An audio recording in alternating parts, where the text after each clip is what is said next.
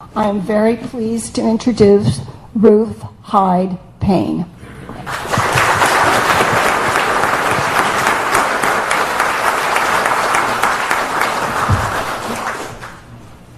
Well, I'm a little surprised at being seated. I expected to stand, but can you see me all right? Is that all right? Or should I? No. So that would require picking up a microphone, wouldn't it? I'm not going to hold two microphones. No, that one is kind of... What? Pull that one forward too. This one forward? Okay, so that'll come through better. I'll tell you what, I'll just stand up from the beginning and talk about this picture first. Whoever got it did a really good job. That was the picture that's on the front of the book by Thomas Mallon. And I think there are some copies in the back. You get to look at what your local bookstore has brought, which is a nice collection of books. This picture was taken the day after the assassination. This is the morning of the 23rd. And I feel pinned to the chair here. Let's see. Well, let's see. You'll lose something on the other mics this way. Okay. All right. We're grateful to the wife of Alan Grant, who took this picture. Karen Grant is here with us, came up from LA to be here. And this picture is a good way to start off because we're preparing to go, the Marina's mother-in-law, who's right here, is holding the new baby. And she and Marina, with their daughter June, the four of them are planning to go to find Lee at the jailhouse. Marguerite Oswald asked the young man from Life magazine to come, so she invited him, and Alan Grant was part of that team, plus a translator who showed up early in the morning on the 23rd. I'm here washing dishes somewhere over here. Yeah. The significance part of it is that this was the last time I saw Marina until March in '64, after she had testified for the Warren Commission, because she essentially disappeared from my life, my children's lives, going in with the newsmen. And Lee telephoned later that day and said he'd like me to try to reach a lawyer named App, John App, which he gave me a phone number, and I did try to reach the lawyer but could not do so. Then he called again later from the jailhouse and said he wanted to talk to Marina. And I said, well, she's not here. He was upset at that. She felt that she should be there if he wanted her. So after I hung up, I decided, well, I'll call the newsman, see what he can tell me. His name was Tommy Thompson. And he had told me what hotel they were in. So I called the hotel and said, may I speak to Tommy Thompson? And Marguerite answered the phone, the mother-in-law. And I said, I would like to talk to Marina. And she said, no, we can't be too concerned about what Lee wants now. I had said Lee wanted to talk to her. And would not let me talk to Marina, which said quite a lot about Marguerite Oswald. But the point I'm getting to is that Marina left expecting to come back.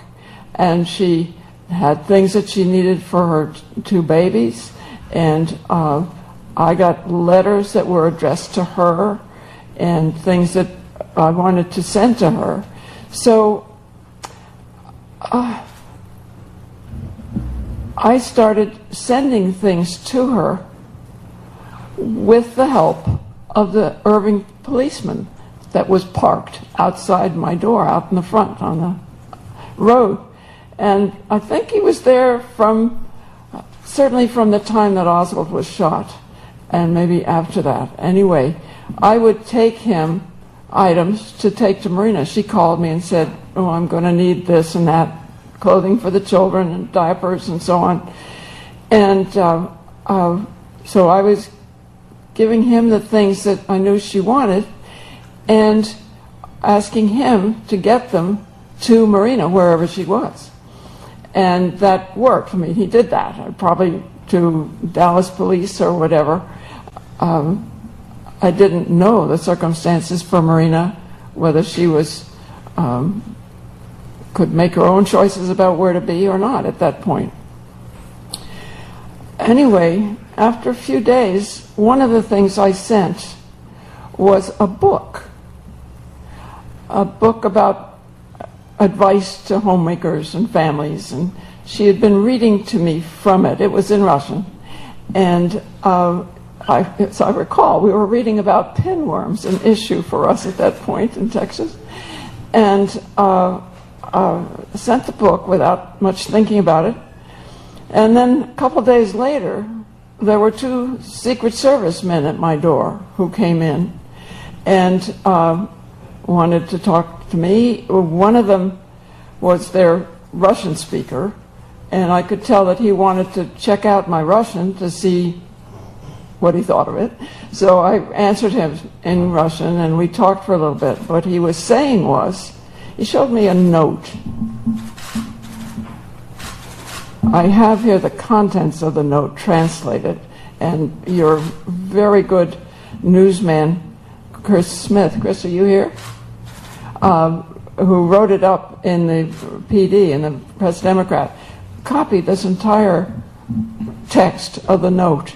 What I saw that the Secret Service man showed me was the start of it. It was in Cyrillic letters, in Russian, and it said, here is the key to mailbox. And I've commented that whoever wrote it didn't know the Russian word for key because he transliterated it. And but the Russian speaker was saying, Mrs. Paine, you sent this to Marina. Oh. He asked me if I'd seen the note. No, I hadn't. He asked me if I know who wrote it. No, I didn't know that. And he was getting huffy and kind of aggressive and saying, Mrs. Paine, you sent this to Marina. I said, no, which was a really bad time because this was the first somebody was calling me a liar, and I didn't appreciate it. But then I translated to the English speaker, told him what was going on and what the other man was saying. And the English speaker said, well, it was in a book. And I personally hope that in the film that Tom Hanks is doing, they will show this incredible moment when someone looked through the book and found the note in it and showed it to Marina. Because it must have been a very emotional time for her. She had to explain what it was. And it turned out to be a note that Oswald had written on the 10th of April, just a few days after he got his mail-order rifle, sent to him the name of A. Heidel, I think.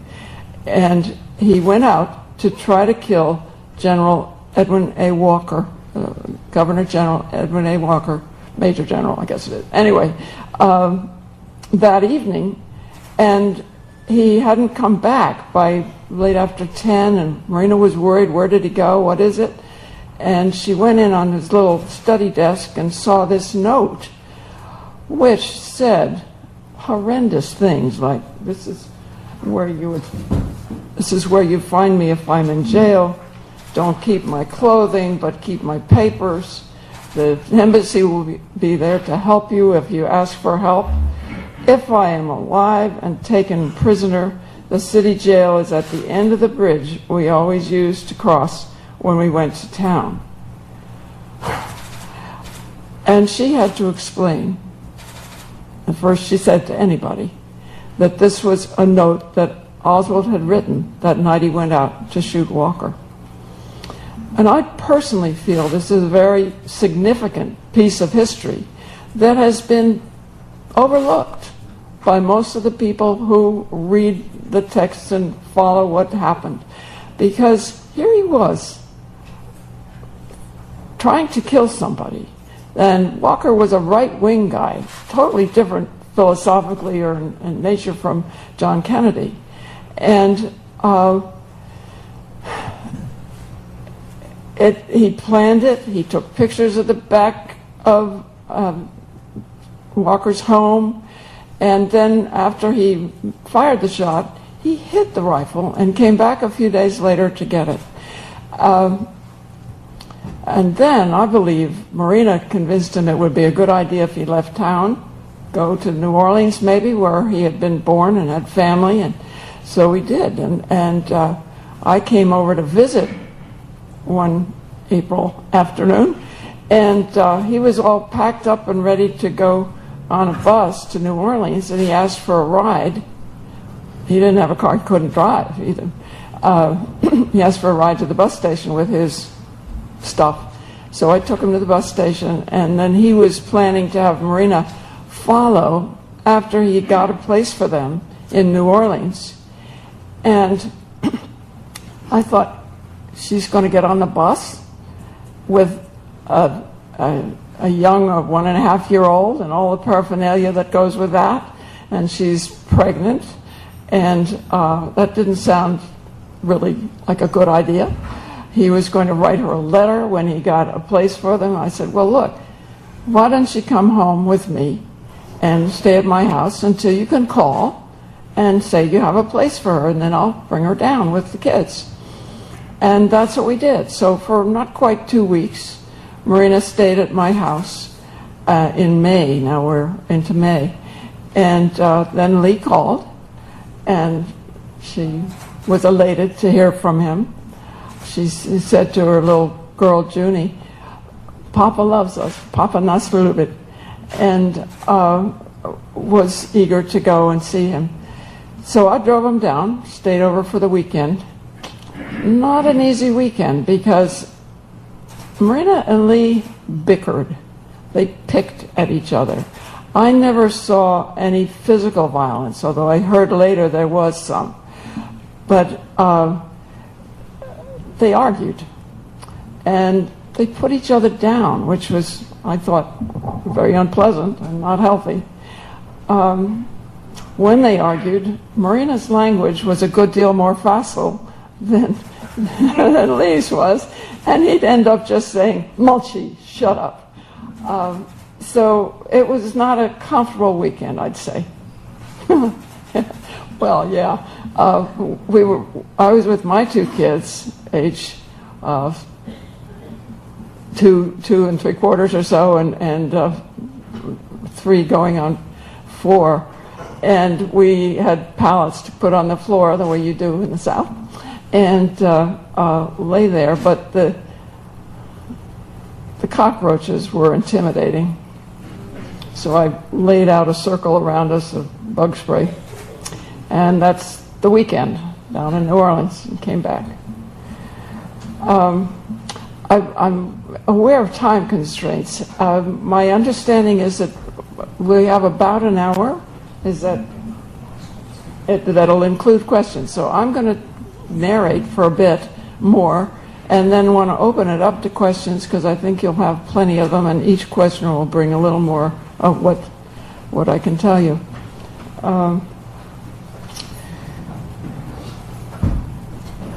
I went again, after I took Marina down in May, I went on a summer trip with my children.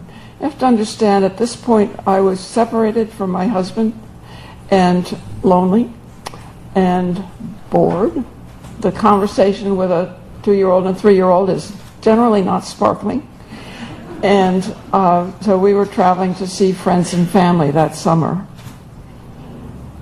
Sorry to say I missed the March on Washington.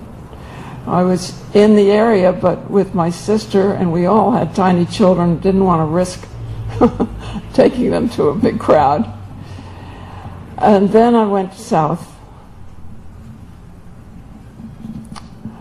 stopped in Birmingham because it was only a few weeks after the March on Washington that those 6 little girls were killed in Sunday school in Birmingham, the church. And I stopped just because, you can take little kids when there's not a big crowd. And I tried to explain to them that I was leaving a donation for the church for rebuilding. And then I went on to New Orleans and found that Lee was preparing to leave again to look for work somewhere, not specified. And he was all packed up. And here was Marina, by this time 8 months pregnant, had not seen a doctor, nor could they afford anyone because they had not been in Orleans Parish long enough to get free care. And I was very concerned about Marina, so I suggested she could come back with me and her baby and stay at my house at least through the time that the new baby comes, because I could translate. I could get her into the hospital and be there. And I think Lee was actually glad to accept that offer. And he helped us pack up the station wagon that I had. And we went off from New Orleans to Irving, Texas. I'm beginning to shake. No, I think it's the only way you can see me, really. True? You guys at the back? Hey, brilliant.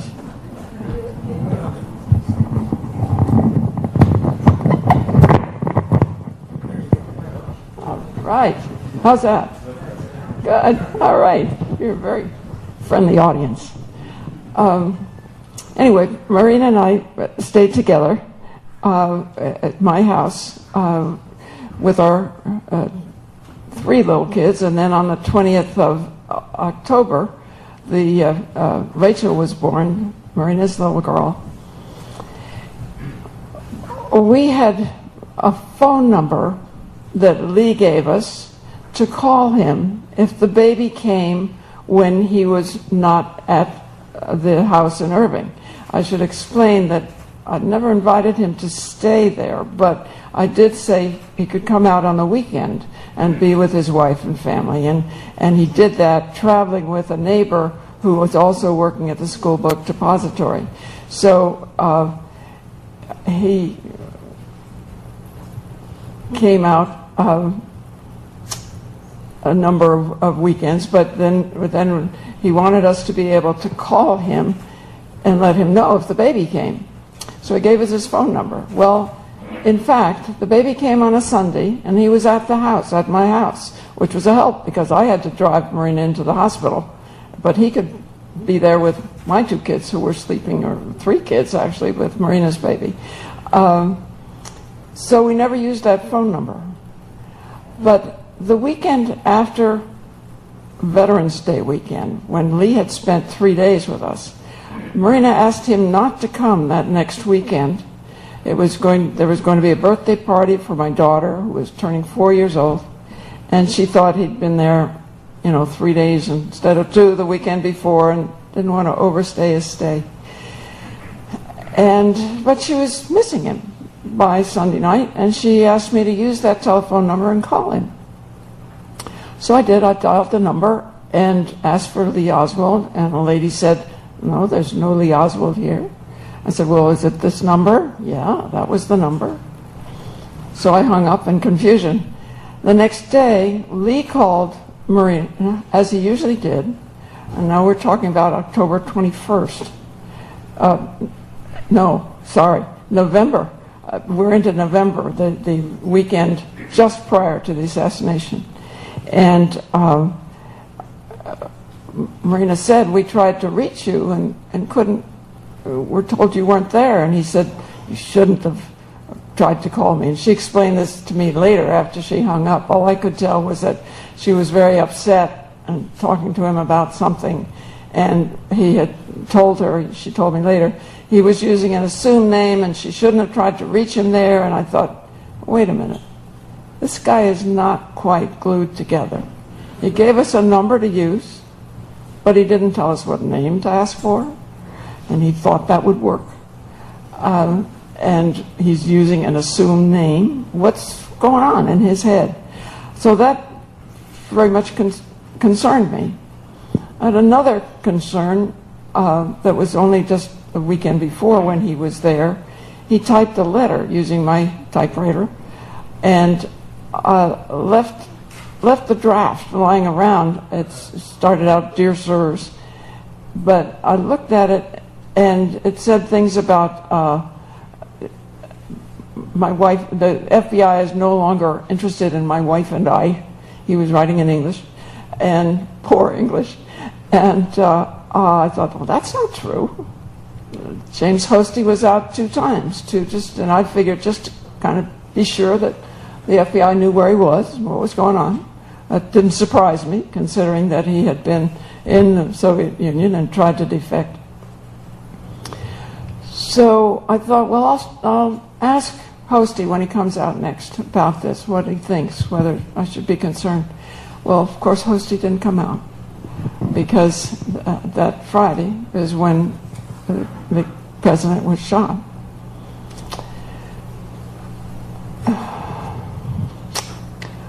I could tell a little bit about that day. It's always hard. One of the hardest things for me is to put myself back in that time frame and remember what happened, remember the feelings about it, remember the loss. We all lost a very important president, a person I thought was doing a wonderful job.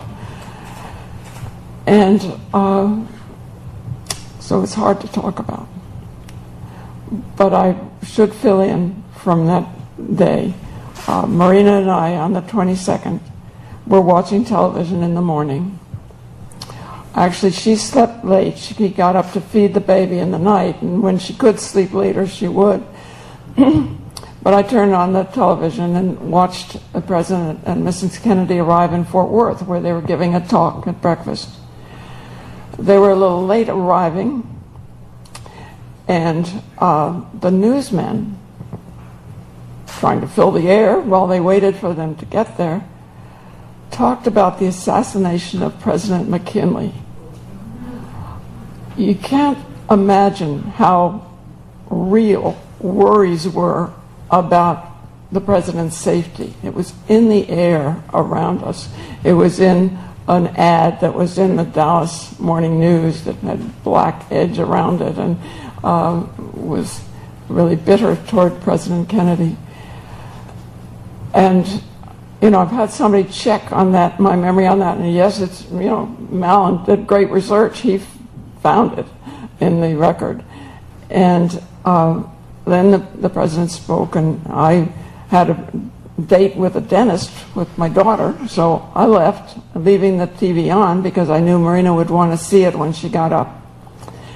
And came back then 11:30 or so, and she thanked me for leaving it on. She was very keen on Kennedy and on Mrs. Kennedy. And, you know, we were young mothers with young children. We identified with that aspect of the Kennedys, too. So we were just about to have some lunch when we heard that Kennedy had been shot. And then we abandoned all thoughts of eating and just sat and watched the TV to hear what would happen next. And we did learn a little after 1 o'clock, I think, that Kennedy had died at Parkland Hospital. And Marina said, "Oh, it's so sad for Mrs. Kennedy and the children." And I decided to light a votive candle, and she asked me, "Is that a way of praying?" And I said, "Well, yeah, just a personal way I had." So we sat there together. And after another hour or so, there was a knock at the door, and I believe it was 6 lawmen, some from the sheriff's office and some from Dallas County, Dallas police, wanted to come in and talk to us. What they said was, we have Lee Oswald in custody for shooting an officer. And I said, well, I suppose you have a warrant, a search warrant. And they said, no, but we can get one right away. I said, never mind. We're all upset. Come on in, sit down. Well, of course, they were policemen. What did I know? They didn't sit down. They spread out, looked every corner of the house over. And then one of the policemen asked, did Oswald have a gun? And I said, no. But translated to Marina, who said, yes, he did. And she led the policeman into the garage and indicated a blanket roll that was on the floor. And the policeman picked it up. And I guess my worst moment at that point was it was clearly empty. I saw that it could have been Lee that did the shooting, because he had come out the night before, had never come out on a weeknight before, had never come out before without asking if he could. And he spent the night and then left early that morning, the same morning. On the 22nd rather than the 23rd. These are the things that I saw that made me feel, especially the note that he wrote about General Walker, that this was a man who was willing to murder, and murder perhaps for notoriety. I've read that he left most of that morning of the 22nd, he left most of the money he had on the dresser in Marina's room. He took off his wedding ring, which she said he had never done like that. And my guess is he did not expect to live, and was surprised when he got as far as the Texas School Book Deposit, Texas Theater it was, and was arrested. He again tried to kill the arresting officer. He had a pistol. He had just shot Tippett. This was not a nice man, okay? Now I think it's probably time to open it to questions. You do? Oh, you have a collection. All right.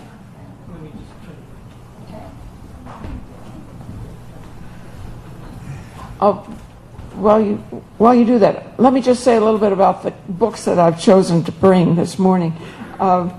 This book, Mrs. Paine's Garage by Tom Mallon, was very well researched, and he dogged me for about 3 years before I would talk to him, but then I did for about 3 days talk to him, and he's followed up on a lot of things.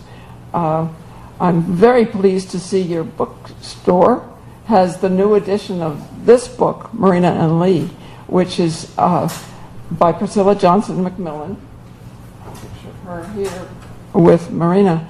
And she's an excellent researcher. It took her a long time to get the book out, but it tells so much about the nature of these two young people. I read it when it first came out. I guess it was in the 70s.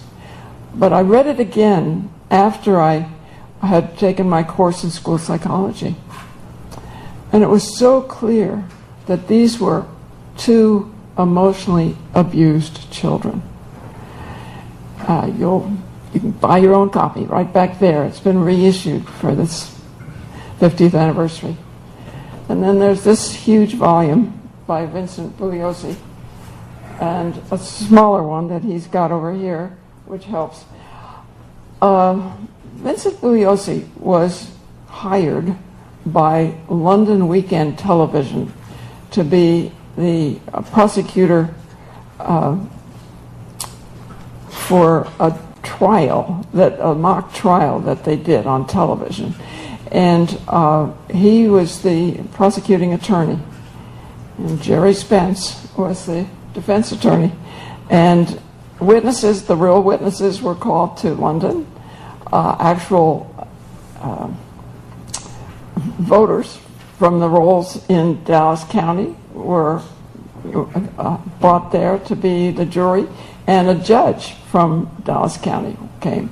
And they did, it's the only time I know of in the course of history after the assassination that there was cross-examination, which was very helpful to filling out and addressing some of the mistaken ideas.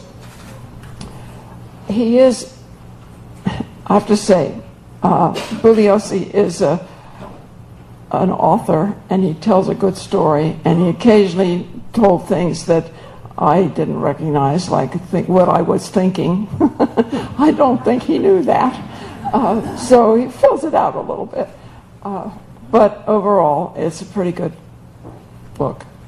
And he certainly had followed the case from the very start. Now, I'll shut up and let you talk.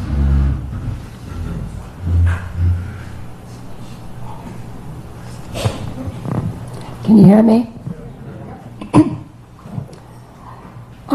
One of the first questions that someone wants to know is, has this experience been a positive or a negative in your life? That's a hard one. No, it's pretty easy. Okay. Pretty negative. It's been very difficult. I felt I had an obligation to say what I could about what I knew happened. There's some obligation to history. I am fortunate that I think highly of journalism as a profession. So I was generally comfortable with the people that came and interviewed me, and so on. And they generally were pretty good, not all. But remembering it just brings forth a lot of grief for me, because it was so painful. And the loss was huge. The anxiety over the next few weeks, when I wondered how Marina was and what was happening. Yeah, I wouldn't do it again if you asked me. Will you make a final effort to reconcile with Marina? I know you had a challenge seeing her. What do you think you could do to bring this about? I'm not interested in seeing Marina. We tried about in the fall of '64. She invited me to come and see her in March of '64 after she had testified with the commission, and basically was saying to me, they're nice people, they will be polite, you can be comfortable with them. But then she invited me out to her new house in Richardson, or wherever it is, suburban Dallas, and we tried to talk. There's only so much you can say about how are the kids and what's happening. But clearly, the biggest thing that we had in common was the thing that had been the most painful in our lives. So it wasn't fun to get together. What happened to Marina Oswald's children? Do they live in the U.S.? Yes, they do. She met, was it Porter was his last name, anyway, and remarried, and they had a little boy. So they've all grown up in the U.S. Okay. Yeah. This is a little longer, but I will ask it. I am wondering why, after the Dallas police and sheriff thoroughly searched your home on November 22nd and 23rd, they missed several key pieces of evidence that you helped supply the FBI, etc., including the incriminating letter. I don't know what that particular writer is referring to. Let me say that the police, after confessing that they had no search warrant, started putting things from my garage into the back of their cars. And I said, wait a minute, those are folk dance records. I'm supposed to lead a folk dance event this next weekend, Thanksgiving weekend. I'm going to need those. Well, that just made them upset. So one of the officers grabbed me by the arm and said, we've got to get down to the police station right away. And that was their thrust. They wanted to go to the police station. But I said, those aren't yours, but I wasn't able to stop them from taking things. My neighbor said, she saw me talking to the policeman. She said, I hadn't ever seen you that angry. I was certainly upset that they're just helping themselves indiscriminately to what was in the garage. I saw those things again about a year and a quarter later. But on Monday, or maybe it was Sunday, but Monday, the FBI came out And they've had a little more training, I judge, than the Dallas police. And they showed me a little book that's a little address book, telephone numbers in it. And they said, Mrs. Paine, could we have this book? And I said, where did you get that? I've been looking all over for that. And they said, well, the police had it. So the police stole my phone book and gave it to the FBI. And by the time I saw it, it was purple because, of course, they checked it for fingerprints. And that's... So anyway, it was quite a bit later before I got the book back. They tried to reach everybody in the book, which was pretty terrifying to a few people who didn't know they were in it. I had the name of a babysitter where I could call upon her in Massachusetts that I might need, and they had no clue why they were being visited. And then they finally said, and who is this person in Kerala State, India? And I said, well, I've been sending him copies of the Reader's Digest. He put an ad in one of the Quaker journals saying he would like English text to read to help him with English. So I've been sending the Reader's Digest to him. And I guess that satisfied them. They decided they didn't have to go to Kerala State, India. How did you hear about the job at the Texas School Book Depository? Okay. That's an important story. Marina and I were visiting with our next door neighbor, and this was soon after Lee had come to Dallas. I think he arrived on the 5th or so of October. And he clearly stayed that weekend. And he clearly was worried. His unemployment insurance was running out. The baby was on the way. He didn't have a job. And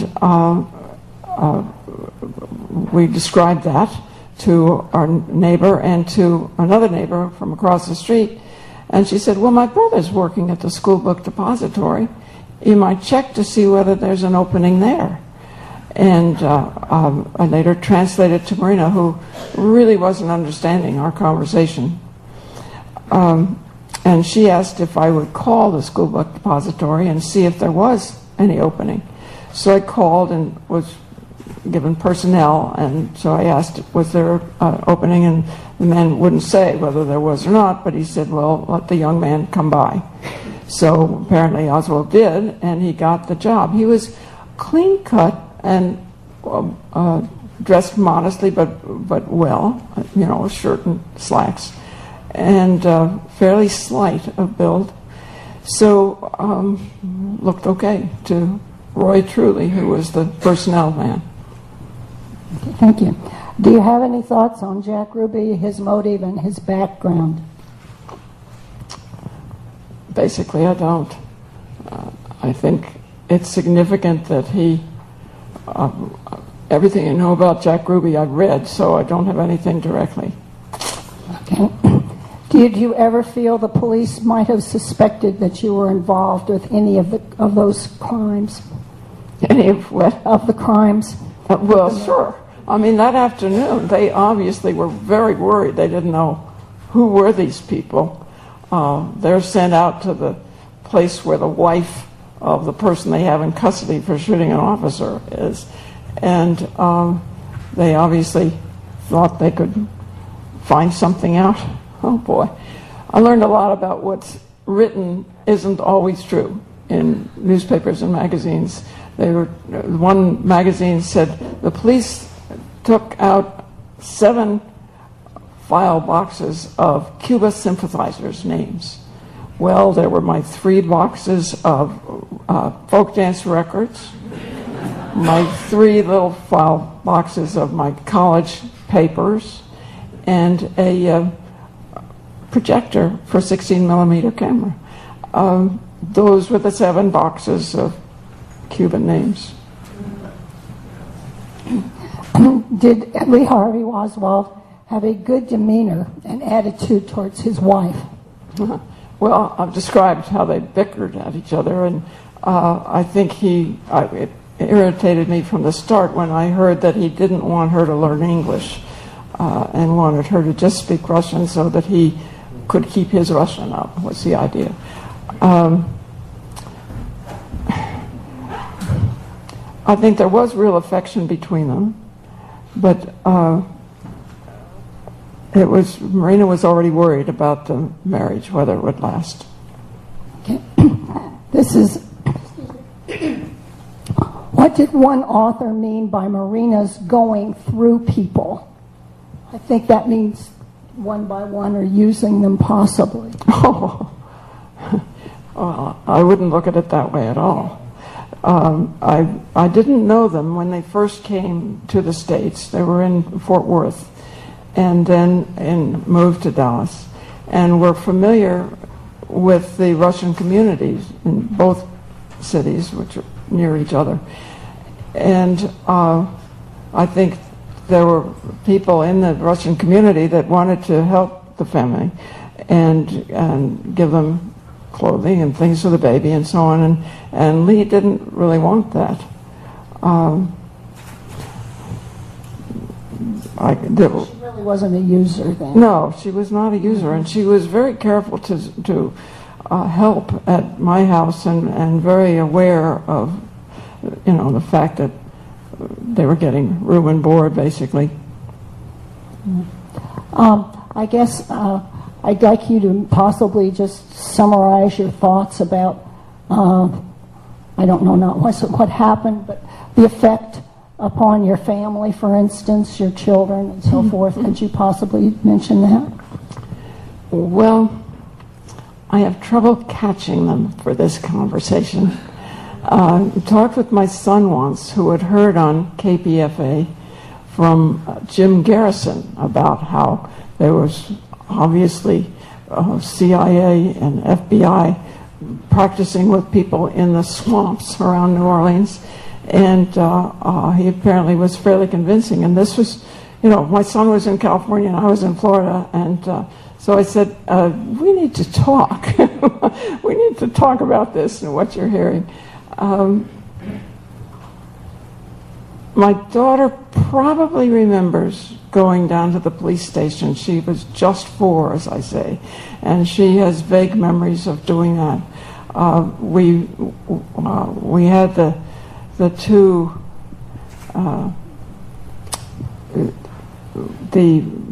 my son was taking a nap that afternoon when the police came, and Marina's daughter June, so we had a babysitter come over.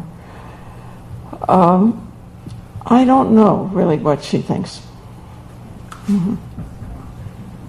Would you like to summarize your story for us? And you mean I can go?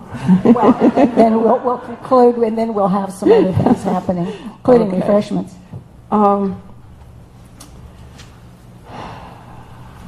Well, there have been times, particular occasions through these 50 years that the press has come by and wanted to do video or interview or whatever. And as I say, I felt some obligation to history to respond and to let people know. I was really incensed by the degree of suspicion that we were being lied to and that there was cover-up and so on. And I felt, well, I'll just be here and they can find me. There's no cover-up there. Here I am. So I felt it was important to be available in that sense. I've always listed my phone number, where I live, and responded, not to everybody, but to some who want to do an interview. I usually, if someone calls and just wants to talk to me, I will usually ask them what their view is on Oswald's attempt to kill Walker in April. And if they say, don't know about that, I ask them to go and read some more before they come to talk to me. And usually they just don't come back, which is fine with me. I was telling someone at lunch, I looked up in Amazon, I put down JFK conspiracies and to see what would come up. And 40 books with little notations about each came up. over 10 pages, so I didn't copy it. But there are lots of books, and more will be coming out in the 50th anniversary. And I have discovered that the people who were sure there was a conspiracy often were burned by the fact that we were lied to during the Vietnam War. So there's that thought, well, this could be more lies. And some very reasonable, let's say, logical thought has gone into some of the theories. I'm in a different position because I was there and I saw what kind of person he was. I knew about the note to kill Walker. And it just, saw how the gun was discovered, all of that. So it just made sense to me that he was the one that did it from everything I saw. And I believe he acted alone as well, because he was a loner. He didn't have friends. He came out on the weekend. He didn't call anybody. Nobody came by. There was no other contact other than Marina that I was aware of that he had socially. Okay? Good. Thank you.